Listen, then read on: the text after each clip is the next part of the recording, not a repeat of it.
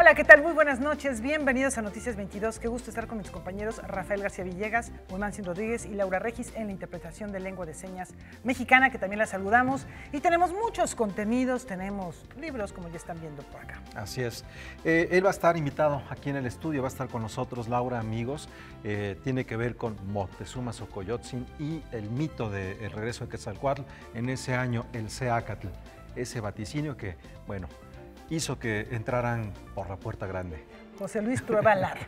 Además estaremos platicando de cine, un nuevo reto para los jóvenes guionistas, que es competir contra el reloj. Un torneo de escritores. Escribe Cine se llama la asociación que organiza esto y que va a estar calificando a los autores durante varias semanas. Se van a ir eliminando y seguramente descubriremos un gran autor para la cinematografía. A ver qué tal en este sistema de puntajes.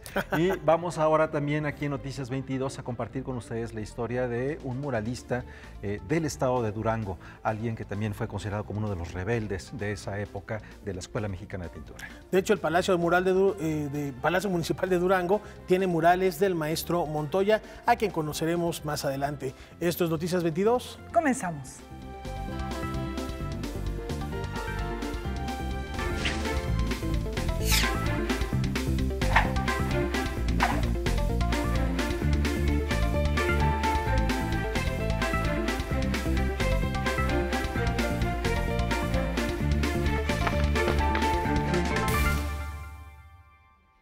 Bueno, comenzamos con esta información. Más de 2 milenios de historia salen a la luz en el sur de la Ciudad de México.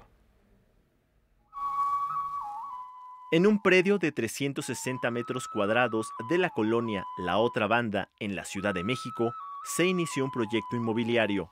El arquitecto José Juan Medina Garcés, preocupado por el patrimonio histórico del lugar, solicitó los permisos del INAH para iniciar la construcción, y fue en ese momento en que se descubrió algo sin precedentes.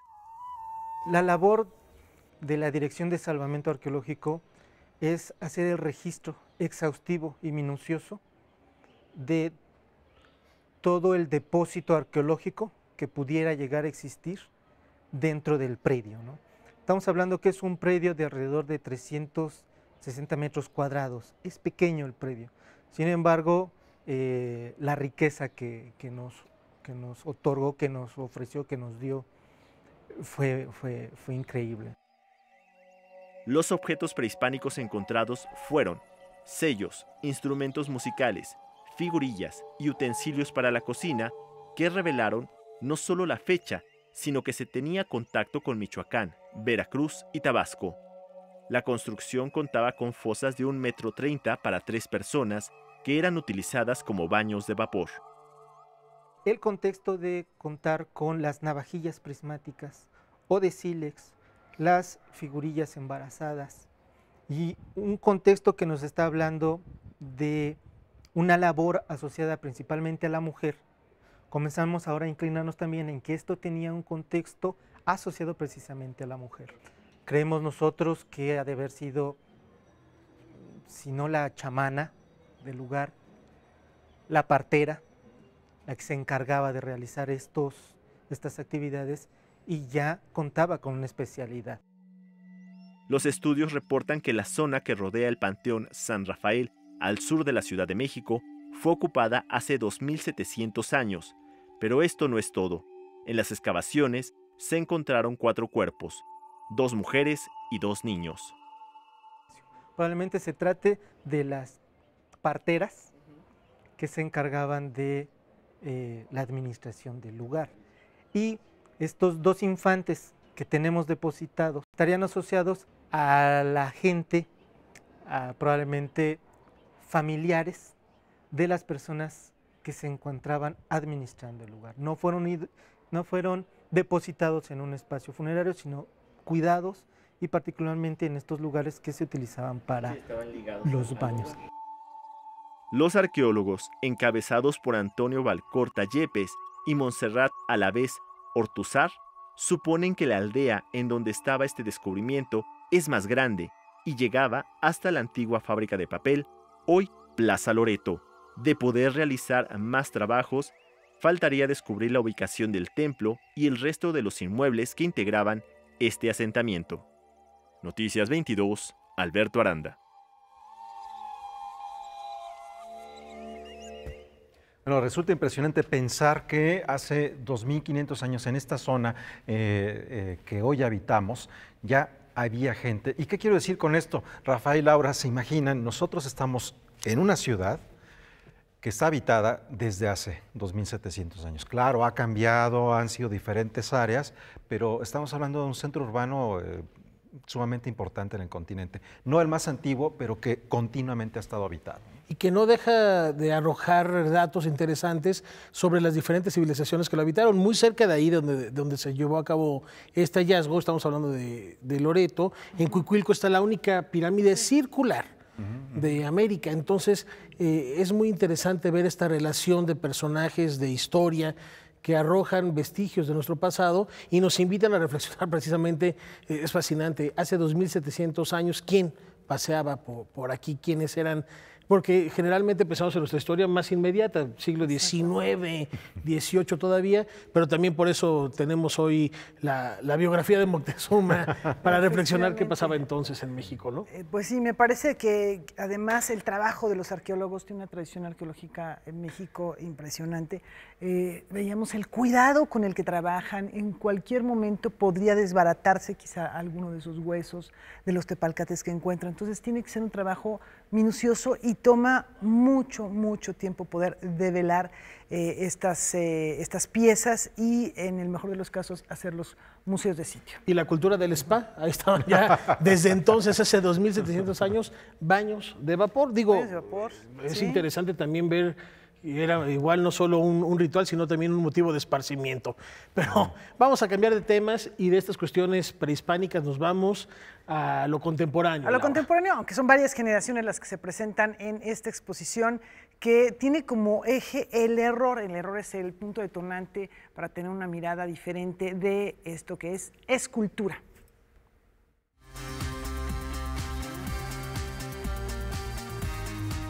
Otra visita a la escultura, exposición que habla del error y el acierto, reúne obras de artistas de diferentes generaciones que trabajan desde distintas prácticas artísticas. La idea de la exposición gira en torno a esta idea de procesos de repetición en donde tratamos de acertar y que a veces pues llegamos a errores, pero que a veces estos errores se tornan en una especie de verdad o de convención que utilizamos para continuar pues lo cotidiano. La exposición está compuesta por 15 obras de 14 artistas de diversas latitudes del mundo. Una cosa que me interesaba mucho en la muestra era involucrar artistas, o más bien mezclar artistas, que su práctica fuera desde lo post-internet o desde el net art, con artistas que comúnmente se les conoce como artistas contemporáneos. 15 piezas que hacen evidente el diálogo entre arte y tecnología y amplían la visión sobre el espectro del arte contemporáneo. Pero en México hay pocos espacios, este es uno de ellos. Podría mencionar también al Centro Multimedia, que está en el Centro Nacional de las Artes, pero creo que hay pocos espacios, sobre todo galerías o museos, en donde se le da cabida a artistas que trabajan con tecnología, pero no desde la ciencia, sino más bien artistas que desde lo estético están trabajando con sus piezas. Desde la producción digital, la instalación y el video hasta piezas objeto que exploran a la escultura, la muestra cuestiona los modos tradicionales de construcción del conocimiento y sugiere nuevas formas de experimentar el net art a partir de los alcances de la práctica artística. ¿Cómo se puede hacer la nueva escultura? O sea, creo que si hablamos de la escultura a partir del moldear la materia, pues entonces también ya se puede hacer escultura desde la pantalla, al moldear los píxeles, claro, eso, recortar, mover, distorsionar, o sea, es una manera de estar haciendo escultura ya con materiales pues diferentes a los que tiene el concepto de la famosísima RAE, ¿no? De manera paralela, durante el tiempo de exhibición de la muestra en el laboratorio Arte Alameda hasta el 26 de agosto, se ofrecerán charlas y un taller que tiene como intención ampliar la experiencia de los visitantes. Con información de Salvador Perches Galván, César H. Meléndez, Noticias 22.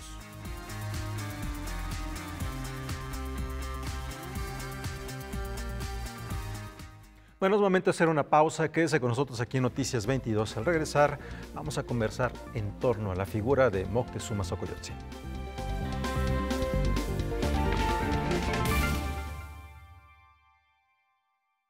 Bueno, vamos a hablar, Güemanzin, de un clásico de clásicos. Así es, con una propuesta que hace un guiño a la comedia musical de Lope de Vega. Bueno, pues una comedia musical que hace un guiño a Lope de Vega, vuelve a demostrarse que este es un clásico que estará por siempre. Es La Dama Boba. Vamos a ver. Dos hermanas, una lista y la otra no tanto, plantean su situación de vida ante la posibilidad del matrimonio. Esta obra de Lope de Vega refleja la posición de la mujer y lo que les exige. Vemos una obra donde la hija tonta, o sea, la dama boba, tiene muchos más pretendientes porque es rica, ¿no? Lo que va a pasar después es que cuando ella se enamora, esa bobería empieza a irse y el amor la contagia y le despierta el entendimiento y el alma al cuerpo, ¿no? Entonces se vuelve inteligente.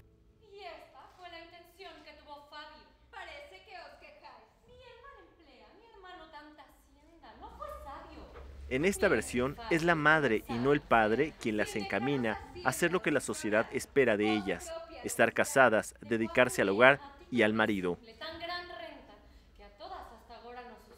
El discurso, digamos, machista de la obra, que no era necesariamente la voz de Lope. Lope no era necesariamente el padre macho que dice estas palabras, pero sí quiere él reflejar lo que se decía en la sociedad, las costumbres de un padre diciendo: las hijas no tienen que saber tanto, no tienen que ser bachilleras, no tienen que leer tantos libros, tienen que saber bordar, criar hijos y hacer de comer.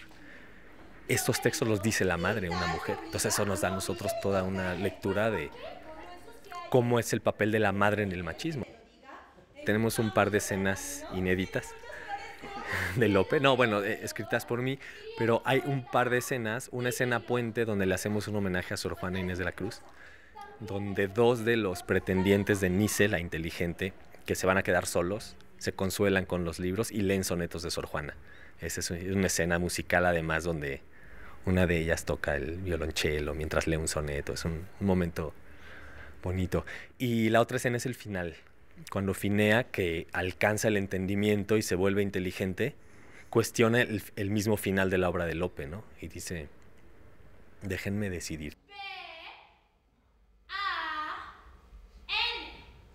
La Dama Boba de Lope de Vega, dirección de Ricardo Zárraga, se presenta en el Teatro Salvador Novo del Centro Nacional de las Artes de miércoles a domingo, del 4 al 15 de julio. Noticias 22, Alberto Aranda. Pues yo estoy viendo muy animados a Rafael García Villegas platicando con nuestro invitado.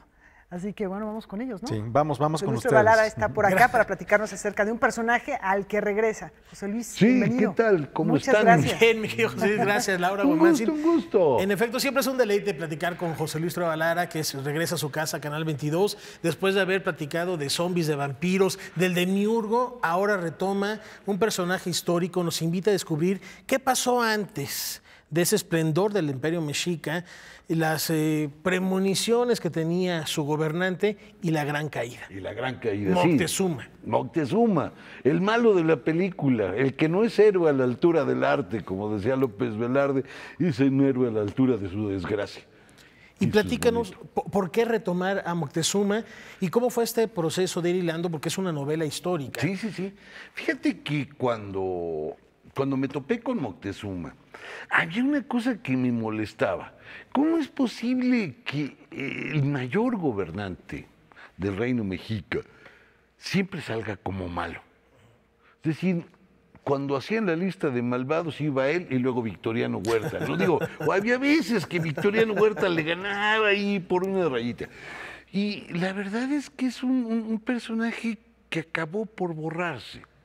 Y había que ir a buscarlo. Y empecé a rastrearlo hace más o menos 8 o 9 años. Okay. A ratos, no, llevo 10 años en la novela. No es cierto, son 10 años a muchos ratitos. Y empecé a buscarlo. Y traté de reconstruir un Moctezuma lo más cercano. Pero como en Jurassic Park, donde el DNA estaba roto, ahí le puse un pedacito de rana, ¿no? Y un pedacito de renacuajo. Es decir, todas las piezas que eran posibles reunir, las juntamos, y lo demás me lo imaginé, tratando de respetar el contexto y todo esto. Es decir, por eso es una novela, no es una biografía. Una biografía era imposible. Pues. ¿Dónde hiciste esta búsqueda, mi estimado José Luis? Te cuento, la búsqueda empezó con los textos de rigor. Le echamos un ojo a Sahagún, a Bernal, le echamos un ojo a Solís, digamos, a todos estos viejos escritores del siglo XVI, que son verdaderamente una maravilla. Y luego empecé a hacer un juego entre las fuentes indígenas y las fuentes no indígenas, es decir, entre Bernal y los tlaxcaltecas, entre Solís y lo que le contaron a Sahagún. Y la historia se iba volviendo cada vez más extraña, tan extraña que pareciera que Moctezuma para unos parece siempre vamos, para acabar pronto, un verdadero gandaya, y para otros es como un gran héroe. Entonces la idea era ir buscando ese, no punto medio, porque no existen estos personajes, estos contrastes y cómo él iba chocando con Cortés, con un hombre al que nunca entiende, y que al revés, Cortés creo que tampoco entiende a Moctezuma. Es decir, es un libro donde los dos grandes protagonistas chocan, pero no se entienden. Mira, imagínate ser política para un soberano mexica. Un regalo es una afrenta. Es un hombre que te dice, pásale a tu pobre casa, claro, palacio, sensaciones. Mira, yo no traigo pleito, pero estos que vienen atrás, son 3 de mis soldados, claro, 15,000, ¿no? Es decir, hay esta idea de este lenguaje que todavía tenemos nosotros, donde se dice una cosa para denotar otra. Entonces, imagínate que Cortés le empiezan a mandar mensajes así, decir, te mando aquí un pobre regalo, ¿no? Pedazote de oro. Oye, aquí te mando para unos tacos, ¿no? 1000 botes de tamales. Regrésate porque estoy malito. Yo soy pura carne y huesos. Pásale a tu pobre casa, es lo que dejaron mis abuelos. Es decir, Cortés está enloqueciendo y Moctezuma también, porque el otro no se va. Porque cada una de estas cosas que le dice es una amenaza. Y él nunca le entiende. Y Cortés sigue avanzando y al final es una catástrofe, porque nadie entiende.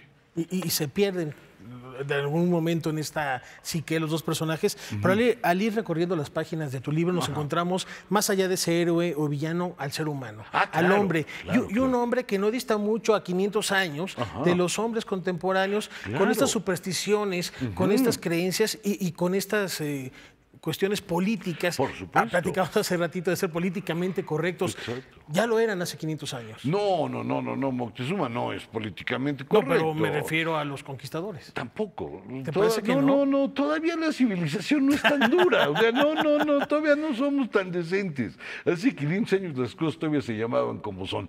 Ahora ya se llaman de otra manera. Pero es un mundo donde estos políticos tienen la regla de oro. Saben que no se pueden equivocar. Saben que si se equivocan se van a morir. Pero no como en la política de ahora, que te mueres de a mentis. O sea, eres derrotado en una contienda. No, ahí te mueres de a debis. ¿Y el precio? El precio es tu vida. ¿Y tu imperio? Pues ya después de tu vida el imperio ya da igual, ¿no? Ya te cargó el payaso. Pero es un mundo donde todos están apostando todo lo que tienen. Y donde cada error cuesta montones de sangre. Y tú estás dispuesto, con tal de no perder, a matar a todos. Tú acuérdate de algo. En este momento, en política, no ganas por elecciones. No ganas por simpatías. Ganas porque eres el sobreviviente. El sobreviviente es el que mató a todos.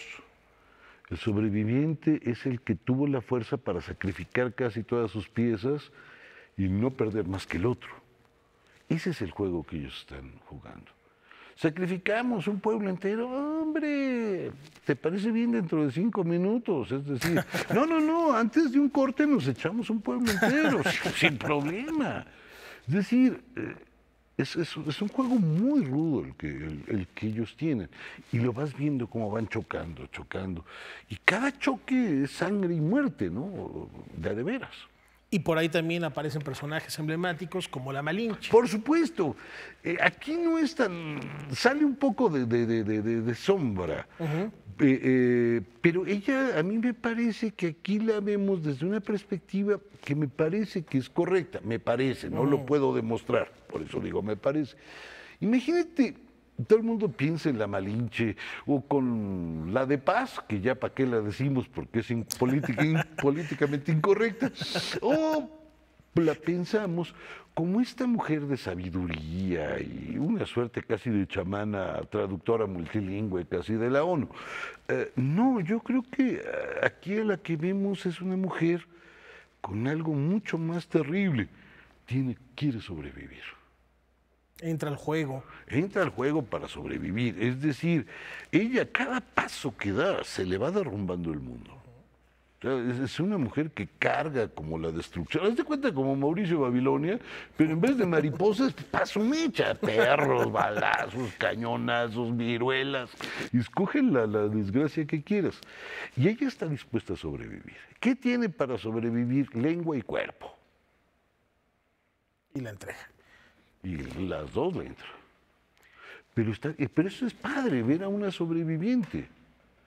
Normalmente las heroínas no nos gusta pensarlas como eso, como una mujer que está dispuesta a todo con tal de sobrevivir. No es esta de tú eres una guerrera, no, es una mujer todavía más ruda. Una mujer que dice, a mí no me derrota nadie, pero yo no voy a derrotar a nadie. Pues todo esto que nos platica José Luis. Y más. Y más viene en este libro que se llama Moctezuma. Te agradecemos mucho. ¿Ya lo presentaste? ¿Lo vas a presentar? Fíjate que yo creo que vamos a hacer presentación hasta Monterrey, Guadalajara, y cerramos acá en Minería. Es decir, la campaña como siempre es larga. Creo que es más larga que la escritura. Pues celebramos que lo hayas hecho aquí con nosotros, mi querido José Luis. Bienvenido a Nueva Cuenta y estaremos al pendiente porque sabemos que ya hay algo en la editorial. Sí, hay nuevas cosas ya en camino. Estaremos al pendiente de las mismas. Enhorabuena y muchas gracias por Moctezuma. Gracias a todos. Y con esto nos vamos a una brevísima pausa. José Luis Trueba.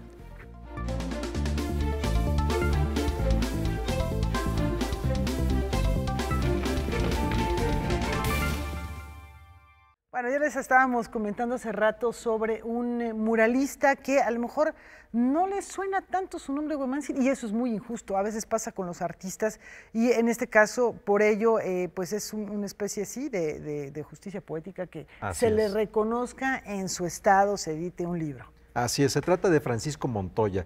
Él fue fundador de la escuela, de la universidad de pintura y escultura y artesanías del estado de Durango, una escuela que tiene que ver con pintura, con escultura, con artesanías, la Universidad Juárez del estado de Durango, y ahora es recordada su obra a través de una publicación. Vamos a conocerla. A pesar de ser uno de los muralistas más expresivos en su narrativa, a Francisco Montoya de la Cruz se le han dedicado pocas páginas por parte de los especialistas. La mayor parte de su obra la realizó en el estado de Durango y es el Instituto de Cultura de dicha entidad el que ahora edita el libro El muralismo en la obra de Francisco Montoya de la Cruz. Y los murales del maestro pues están en lo que es hoy el Museo Francisco Villa, que ha sido Palacio de Gobierno, Palacio de Zambrano, en el Palacio Escárzaga, que es hoy Museo de la Ciudad, en la Escuela Normal, que es hoy Bellas Artes. Es también escultor, tiene unas figuras del general Francisco Villa pues muy emblemáticas, monumentales, que están a la entrada de la ciudad. Raquel Tibol afirmó que en la obra de Montoya asombra la consistencia estética de sus trabajos tempranos, ya que supo componer, supo valorar el continente arquitectónico para obtener monumentalidad visual y hacer crecer las figuras hasta rozar el marco de cantera. Sus figuras se caracterizan por volúmenes sólidos, modelados, precisos y expresividad hierática, y se alejó de lo obviamente panfletario. Pertenece a esta escuela del nacionalismo revolucionario de los 30, que es 40, cuando hace lo mejor de su obra. Y sí, su lenguaje de su obra creativa es los campesinos de México, la emancipación de la mujer, la lucha por la independencia, la Revolución Mexicana, la expropiación petrolera y todos los temas del nacionalismo revolucionario. Los textos de Francisco Rugo Montoya, José Chávez Morado, Evodio Escalante Betancourt y Olga Arias, reunidos en este libro, son acompañados con imágenes que dan muestra de la calidad que logró el artista y promotor. Un gran visionario aparte, porque fue fundador de la Escuela de Pintura, Escultura y Artesanía de la Universidad Juárez de Durango, lo cual pues a lo largo de todos estos años ha formado a generaciones de artistas de la plástica. Con información y texto de Alberto Aranda, Óscar Helguera, Noticias 22. Bueno, esto que decías, es un Laura, excelente rescate. Encantados de poder descubrir a este artista que precisamente por tratarse de murales, a veces no llegamos a estos estados, nos quedamos mucho en lo que decías, Huemancin, en la capital. No es tan sencillo recorrer toda la República, que es tan ancha, pero gracias a esta posibilidad de la reproducción, ahora ya lo tenemos aquí. Así es, y también recordar que la Escuela Mexicana de Pintura, que conocemos como el muralismo mexicano, es mucho más allá de estos grandes nombres, Siqueiros, Rivera y Orozco. A lo largo y ancho de todo el país vamos a encontrar murales de manera particular en los centros de cultura, en las universidades o también en los palacios de gobierno de artistas que tenían que ver con ese estado, con esa cultura, que se comprometían a trabajar por su estado, pero que con el paso del tiempo pues hemos olvidado un poco sus nombres. Sí. Y cabe señalar, Laura, que muchos de estos bocetos se encuentran en un lugar lejísimos, en Suecia, muy cerca de la ciudad de Malmö.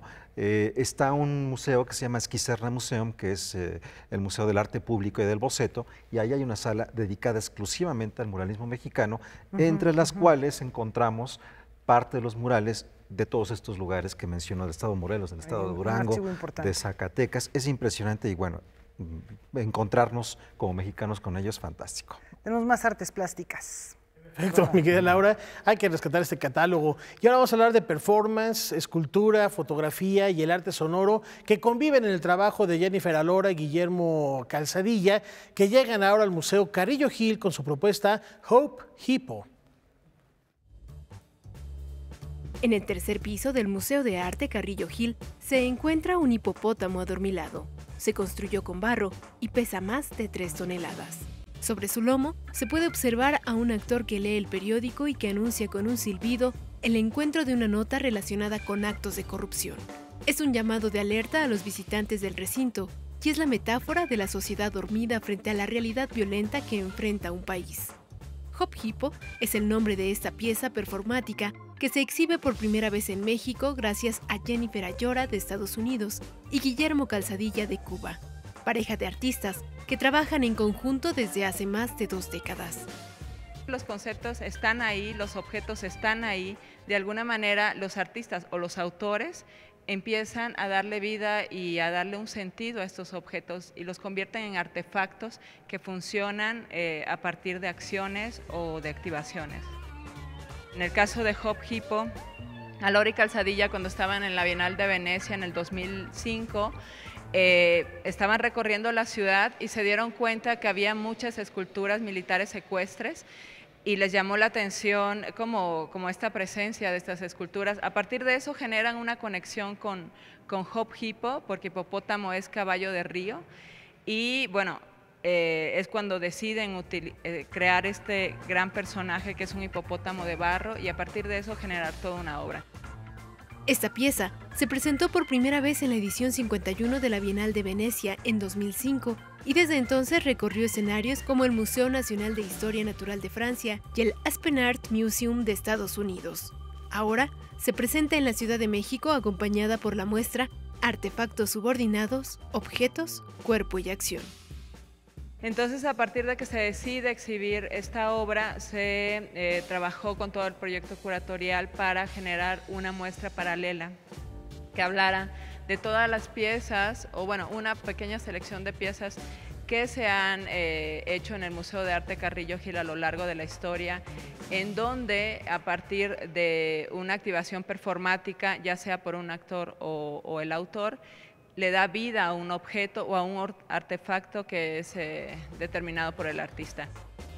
Piezas como Pasado Promisorio de Eduardo Avaroa, Paracaidista Avenida Revolución 1608 bis de Héctor Zamora y Salida de Emergencia de Gustavo Artigas integran la exposición que podrá visitarse hasta el 16 de septiembre.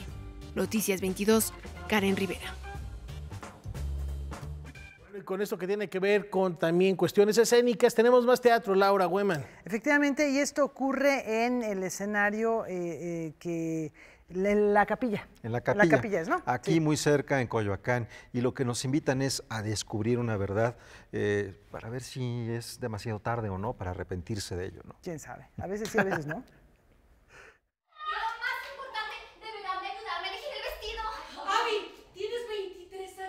Antonella, Ángela y Abby son 3 mujeres cuya amistad se verá cuestionada por un banal hecho.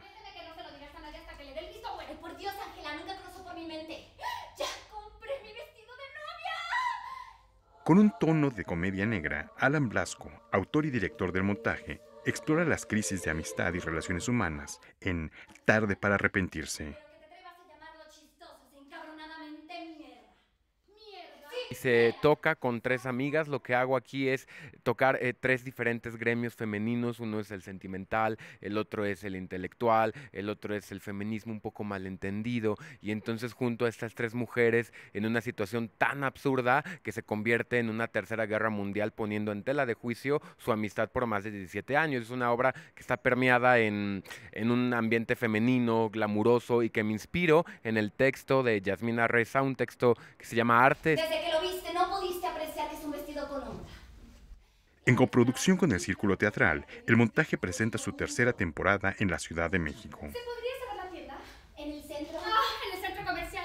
No, en el centro, a un lado del mercado. Y sabes, nos pasa con nuestros amigos de la infancia, crecemos y agarramos rumbos bien diferentes. Uno es artista, el otro es abogado, el otro es doctor, y llega un momento de la vida donde nuestro punto de encuentro ya no es quizá el mismo, ya las opiniones son muy diferentes, ya porque vamos a votar es diferente. Deberías de escribir sobre mi Chester. Ese hombre tan fatuo, insulso, onagro. ¡Sí! El autor de la pieza comparte lo que considera el origen de esta crisis humana.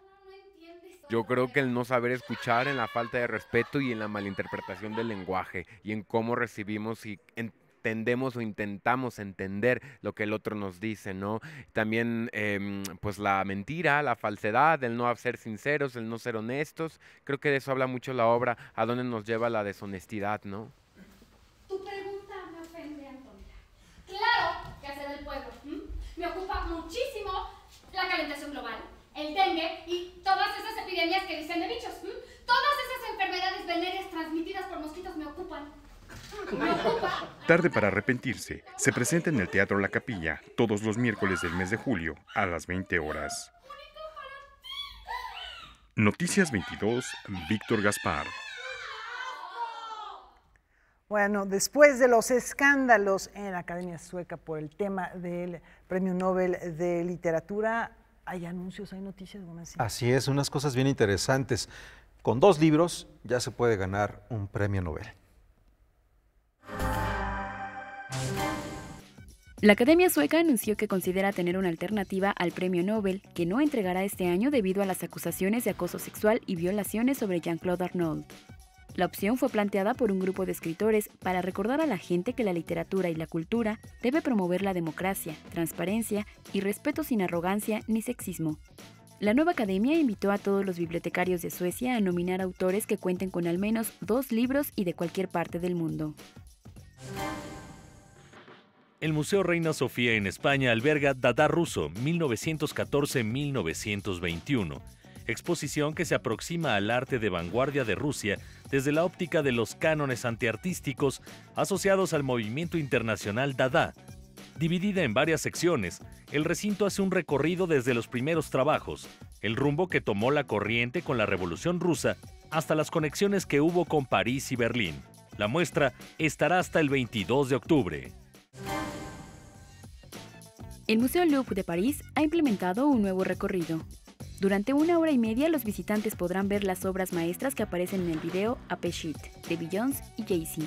La Gioconda, la consagración de Napoleón, las bodas de Caná y la balsa de la Medusa son algunas de las piezas que incluye el tour.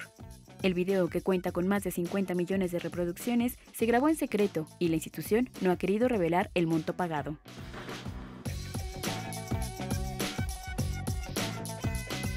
Bueno, pues ahí Beyoncé como promotora de la cultura, no lo sé, habría que ver. El video se ve que está bueno, ¿no? Interesante, y además con las bodas de Caná, que no sé si recuerden que fue uno de los proyectos que tuvo Peter Greenaway para animar. Se alejó un poquito del cine y está animando pinturas, entre ellas las bodas de Caná. ¿Y viste la victoria de Samotracia? También estaba ahí. Una disculpa a Leonardo da Vinci por eso. Oye, ¿qué habrían dicho? Hay que apurarnos a escribir nuestros libros, 2 libros ya para el premio Nobel, entonces. ¿Cuántos llevas? No, bueno, me temo que Murakami tendrá que esperar hasta la próxima academia. Bueno, Laura Hueman, Óscar Helguera nos preparó una serie de cápsulas a propósito de los 25 años de Canal 22 que estuvimos celebrando el mes pasado, a propósito de lo que sucedía en México y en el mundo precisamente en aquel año que nació esta institución. Los invito a verle, con esto nos vamos a una pausa. Vale. Hace 25 años, cuando nacía Canal 22, se inaugura en la segunda sección del Bosque de Chapultepec el Papalote Museo del Niño, consagrándose bajo la emblemática frase "Toca, juega y aprende". Los canales 13 y 7 de televisión abierta en México son subastados junto con un amplio paquete de medios, conformándose así la segunda cadena privada de televisión en el país. Canal 22, 25 años.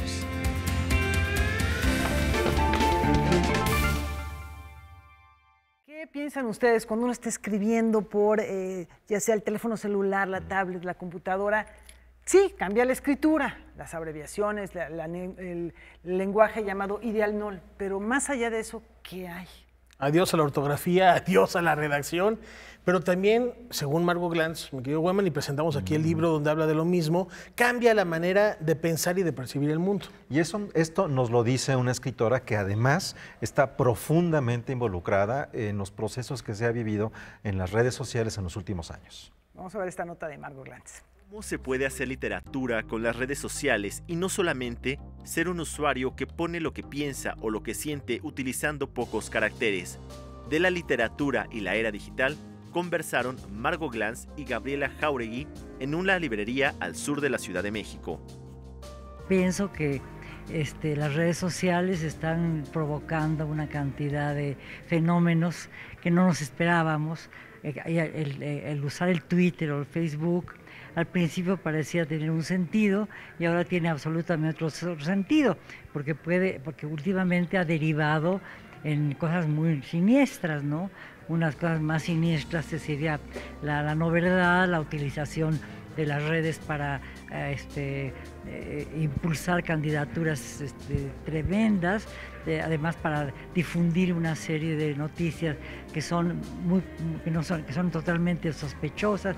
Tiene también sus ventajas, obviamente. El Facebook ha permitido que la gente se reencuentre, uno tiene la posibilidad de comentar cosas que de otra manera no hubiera podido comentar, la gente está al tanto de lo que le pasa a uno, pero eso también es muy peligroso porque lo están aprovechando, ¿no?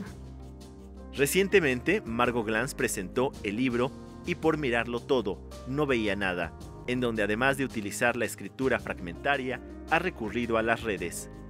En este libro sí es muy importante el uso del Twitter, ¿no? y la reflexión crítica acerca de lo que eso significa, con la pura, simplemente con el amontonamiento de textos y clasificándolos de alguna manera para que tengan algún sentido, porque ponerlos nada más como aparecen en el Twitter no tiene sentido, pero dándoles una jerarquía, es decir, mostrando cómo no tienen jerarquía las noticias, me pareció importante. Yo creo que mucha gente está utilizando ya las redes sociales, que han cambiado la forma de pensar, que han fragmentado más aún la forma de pensar, para poder también escribir hay gente que hace tweet literatura y muchas personas que lo están haciendo. No creo ser la única. Creo que lo que es interesante de mi libro es la posibilidad de visualizar de una manera muy masiva lo que las redes sociales significan. También una cosa importante, mostrar cómo aquello que hace 2 años era importante ha dejado de serlo completamente, ha pasado a la historia, no, la historia la ha negado más bien, ¿no? Noticias 22, Alberto Aranda. Bueno, además del reto que ya comenta Margot Glantz de las tecnologías, hay otro desafío para los guionistas que tiene que ver con el reloj, la velocidad. Esta es la propuesta de Escribe Cine. Por segunda ocasión, la Asociación Civil Escribe Cine organiza el torneo de guión cinematográfico, un verdadero maratón de las letras. Creo que es una competencia muy nueva aquí. Por ejemplo, hemos visto algunos concursos similares en algunos otros países donde hacen esas competencias creativas, ¿no? Donde a lo mejor no es un torneo de fútbol o algo así, pero es un torneo donde se juntan personas que quieren escribir, les gusta escribir, y pues es competir para ver quién tiene la mejor habilidad para escribir en el menor tiempo posible. Este año se inscribieron un total de 170 participantes, los cuales, cada sábado del mes de julio, recibirán un correo con un reto creativo, un tema o una situación para desarrollar una historia en un tiempo límite de 48 horas. Los que no cumplan quedan eliminados, los trabajos se someten a juicio del jurado y los mejores avanzan a la siguiente ronda. Yo creo que en un promedio de 20 personas son las que se van a ir eliminando, más las que no quieran continuar, ¿no? Por el trabajo, por el exceso de eso, de que se lo consideran que es demasiado, muy poco tiempo, demasiado que escribir, ¿no? Y pues es casi matarles todo su fin de semana de todo un mes, ¿no? Entonces, sí es mucho compromiso. El jurado está compuesto por Mariana Palos, guionista de Terminales, Ana Romero, escritora de la serie El César, y el ganador del torneo anterior, Orlando Rosillo. Noticias 22, Julio López.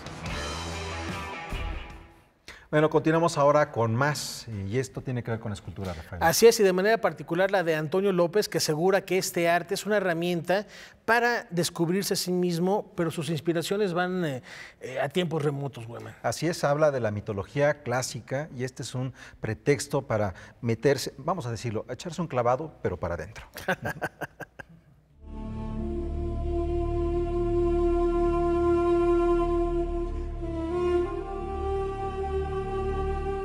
Seres mitológicos que nos revelan la pasión y el erotismo, pero también el humor, habitan la exposición de Antonio López. El escultor, el cual nació en una familia de artistas, en esta ocasión toma la literatura para crear sus personajes, los cuales son presentados en la celda contemporánea de la Universidad del Claustro de Sor Juana. A partir de una lectura, leyendo a Roberto Calazo con Las bodas de Cadmio y Armonía, me despertó y sobre todo como lo plantea él, de cómo inicia la relación de Europa con el toro. Y nos da una explicación larga y maravillosa de todas las implicaciones, pero también toca a Pasífae, ¿no? Y a mí me llama mucho la atención en este texto cómo ambas, digamos que son seducidas por un toro, pero la visión que el dios le da en Zeus se transforma en toro para seducir a Europa, y en cambio en el otro Pasífae es castigada para que tenga una pasión desbordada por un toro, animal, no un dios. Pero si ves desde afuera, pues ambos tenían ese amor, deseo hacia el toro. De la relación amorosa y erótica de Minos y Pasífae surgió el Minotauro, quien habita el laberinto. El responsable de esto, así como de algunos males de la humanidad, es un pequeño ser alado. Los dos ceros que puse eran la parte lúdica, digamos, de la exposición, ¿no? Es un poco burlarme y representa el grado que podemos llegar si nos toca justamente la pasión, el deseo o el amor, que pueden ser uno mismo, o pueden ser diferentes, ya cada quien le dará la interpretación que quiera. Y para mí lo muestro de esa forma. Qué tan puerco puede llegar a ser el deseo, qué tan puerco puede llegar a ser incluso el amor, ¿no? Y en el otro lado también hay un Eros, pero este Eros se carcajea, digamos, de lo que hace. Ya que hizo, pues ya nos toca a nosotros y él ser testigos, ¿no? Nosotros hacer y él ser un espectador de lo que está ocurriendo. Y por eso lo pongo divertido.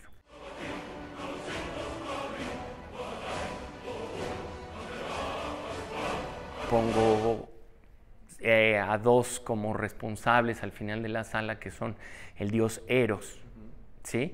Que si no fuera por Eros y el piquete que puede generar su energía, pues no, nada de esto sucedería. Europa Pacify, muestra de Antonio López, se presenta en la Universidad del Claustro de Sor Juana. La entrada es libre. Noticias 22, Alberto Aranda. Oigan, qué espléndida museografía, ¿no?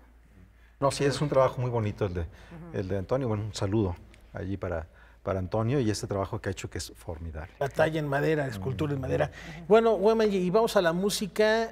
Tuviste la oportunidad de platicar con uno de los cantantes que están ahorita en boga, sobre todo en el continente europeo, catalán él. Y también con mucho éxito en América Latina. Fíjate que él es Carlos San, que tiene muchos discos, 20 años de carrera, y ha participado también en las grabaciones de otros personajes, como por ejemplo Enrique Bunbury. No es una recomendación esto que digo, pero sí es el trabajo. Una referencia. Sí. Vamos a ver lo que va a presentar.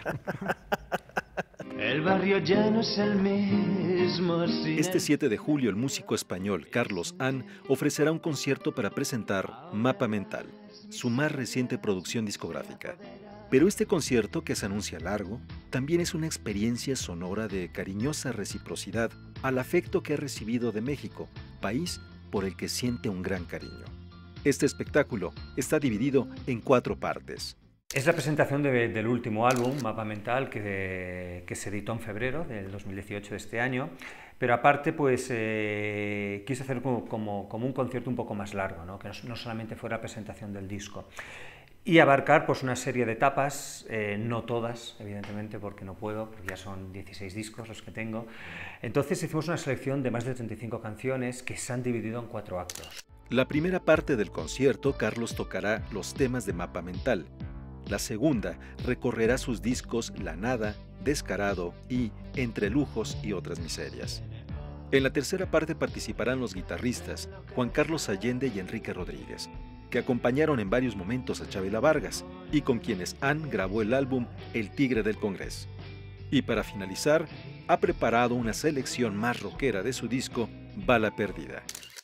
Es una recapitulación, es un espíritu biográfico, ¿no?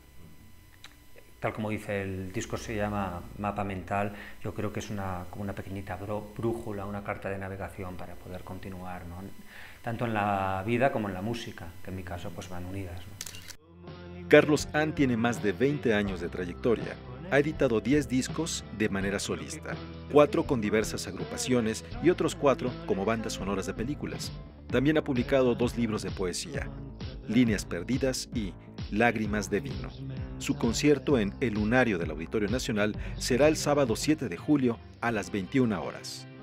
Noticias 22, Weymanji Rodríguez.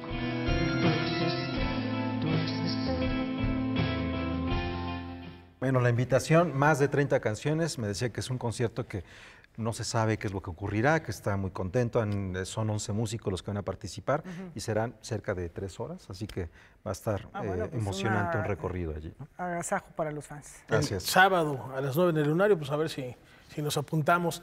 Y vamos a cambiar de género musical, nos vamos a despedir con El Rey Lagarto. Hoy se cumplen 47 años de la partida de el líder de The Doors, Jim Morrison. Así es, gran personaje, uno de mis favoritos, ¿no? Bueno, además un artista excepcional, una voz extraordinaria y que pues marcó toda una generación con su música, pero también con su actitud hacia la vida. un hito para la juventud de aquellos tiempos, y yo creo que se sigue manteniendo como tal. No solo para la vida, sino también para los frontman, los intérpretes de una banda. Sí, él revolucionó la manera de presentarse delante de un grupo. Aunque también, si él estaba al frente, que ha sido una figura fascinante, bueno, tenemos grandes músicos, Densmore, Manzarek y Krieger, son fantásticos, ¿no? Pues muchas gracias, los esperamos mañana, Laura. Disfrútenlo, muy buenas noches. Buenas noches. No time to wallow in